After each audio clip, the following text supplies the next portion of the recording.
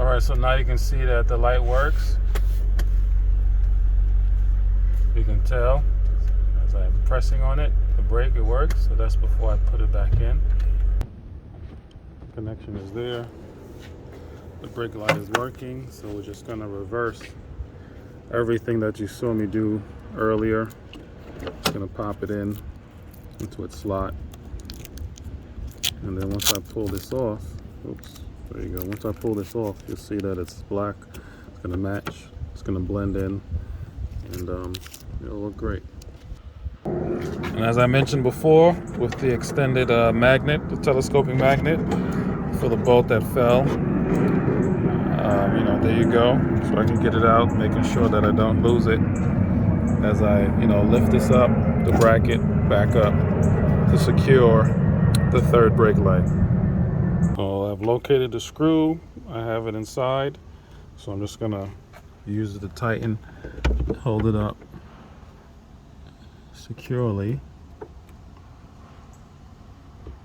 I get on the bolt slowly.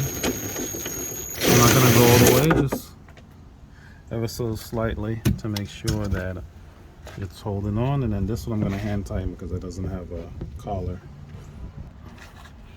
Okay, so this one I've started. So again, I'm gonna do the same thing.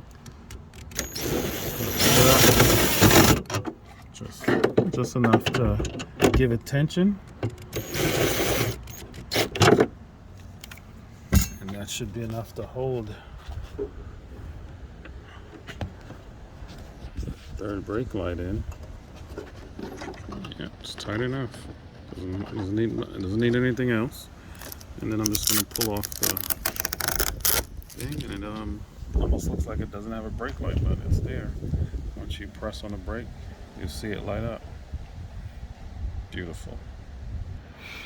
I can see that my rear trunk spoiler, I'm gonna have to heat it up and press it down to form a little bit better. The installation, they didn't do such a great job when I had some work done to the vehicle, so I'll fix it up myself. But it still looks great. Definitely brings out the vehicle with its natural curves. It's an S550, CLK 550, so it has the AMG kit, and it's it's fast. But I enjoy it. Like and subscribe. Leave your comments below. Let me know what you think. Any suggestions or questions. Thank you. Yeah, this black light really hits off the vehicle. Beautiful.